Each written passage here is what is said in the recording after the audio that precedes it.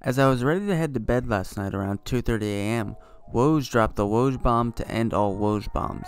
I nearly shat my pants.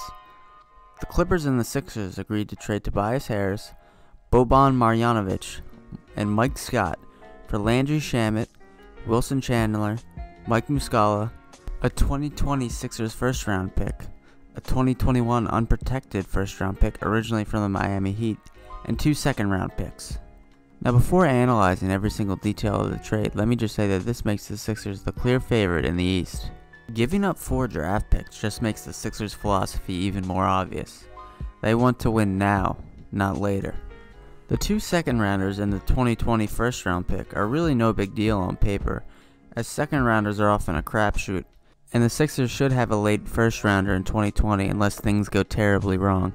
The unprotected 2021 pick will be very interesting though, as that'll be the second year in which high schoolers are allowed to declare for the draft. That means that the draft class will most likely be much deeper, so this will definitely be an asset for the Clippers down the road. However, we don't know how good the Heat will be in a couple years, so that makes it more up in the air. But again, the Sixers want to win now and not later, so they felt that was an asset they could give up. Now let's take a look at the players the Sixers gave up. First up, 6'11" power forward Mike Muscala. I'm not going to miss this guy at all. He really fucking blew. So many missed open threes. He was a decent defensive presence, but he just underachieved his whole time in Philadelphia, so no big blow to the Sixers by giving him up. He was averaging career lows in field goal percentage, 3-point percentage, and free throw percentage, and it just seemed like every shot he took was a missed open 3. So good riddance, Mike Muscala. Hope they treat you well in LA, but the next time you come to Philly, you might be booed, so be on the lookout for that. The second player we gave up was 6'9" forward Wilson Chandler, who actually after the Covington and Saric trade was in our starting lineup, signifying a clear lack of depth on the Sixers. Now don't get me wrong, Wilson Chandler is a good player, but he shouldn't be in the starting 5 of a team looking to contend for the finals. At best, he should be the 7th or 8th man coming off the bench, not in the starting 5. Having said that though, he's a solid all-around player who does everything pretty well. He'll definitely fit in the Clippers lineup, who seem to have an entire roster of above-average players. Now let's get to the part of the trade that definitely hurts the most. The Sixers have parted ways with their young rookie Landry Shamet, who has gone above and beyond the call of duty this season. The 2 seasons prior, late first-round picks made by Brian Colangelo consisted of total scrubs like Timothy Luwawu-Cabarrot, Furkan Korkmaz, and a guy by the name of Andre Pancakes. So the expectations were low coming in, but he's really exceeded all of them, and in many games he's just shot the lights out. Shamet has greatly improved on offense since the beginning of the year and is currently shooting 40% from the 3-point line. While his defense still is a liability, it's something he is slowly improving in his game, and he has gotten better since the beginning of the year. He has drawn obvious comparisons to JJ Redick, but unfortunately for Sixers fans, whether or not these comparisons come true, well, it's not going to happen in the Sixers uniform.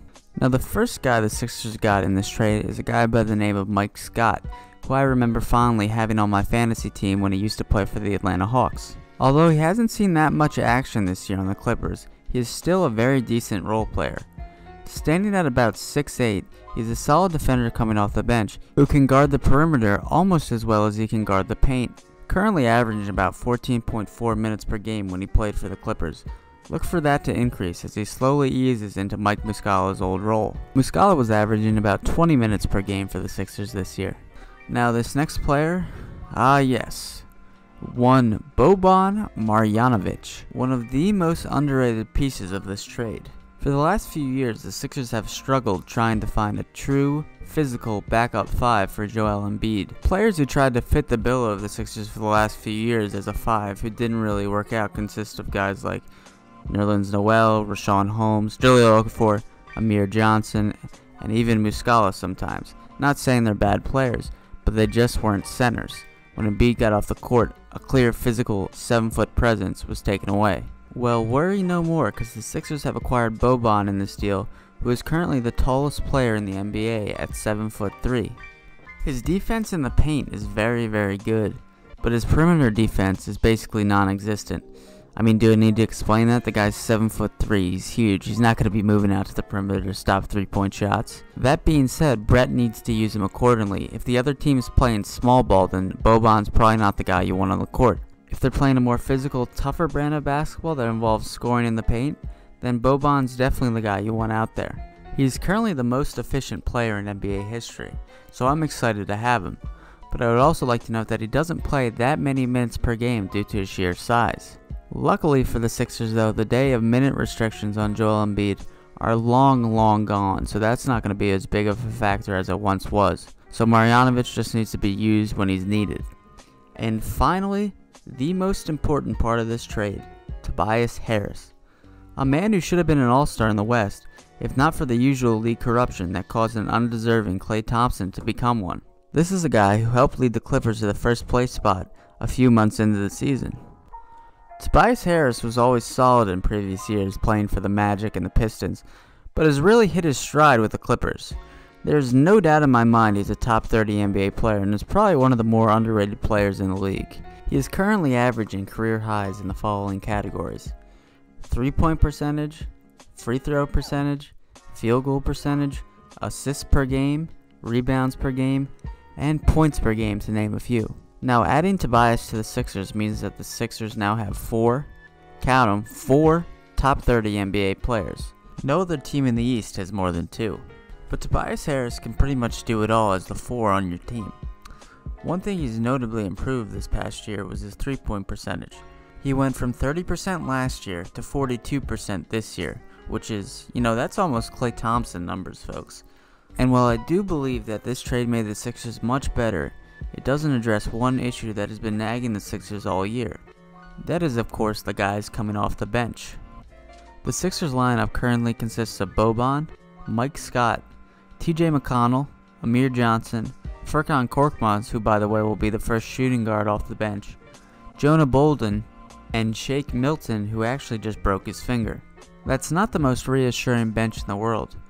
So in order for the Sixers to solidify themselves as the #1 overall team in the East, they still need to add players. Now, whether that be buying out players from other teams or adding existing injured players, guys like Justin Patton, the rookie Zaire Smith, who's been out for a while due to a broken foot and allergic reaction, and another guy by the name of, dare I say it, Markelle Fultz. If we can add 2 to 3 of those guys and they contribute, that'll be a big win for the Sixers, as well as any additional buyout they have. I mean, we'll take whoever we can get right now. The bench is very thin, which isn't going to help come playoff time. But still, I think this is a big win for the Sixers. Great trade. 4 top 30 NBA players currently on one team. No other team in the East has more than 2. So look for the Sixers. They are now the clear-cut favorite in the East. Still going to be close, still going to be very close, but this definitely helps. Sixers are now the top dog in the East with this trade. So now we check in with our China correspondent Huawei, who just heard the news. Huawei, what do you think about it? Yo, Sixers, let's go. Thank you so much for that insightful analysis, Huawei. And thank you guys all for watching. Make sure to subscribe. Check out our links to social media in the description. But now, Air Baby D, play us the fuck off. Then they kick it, SS always fucking rap that, SS always fucking rap that. I know how to kill these rappers with no gun. Yeah, I like my women with no zany on her tongue. This rap thing, I do this shit.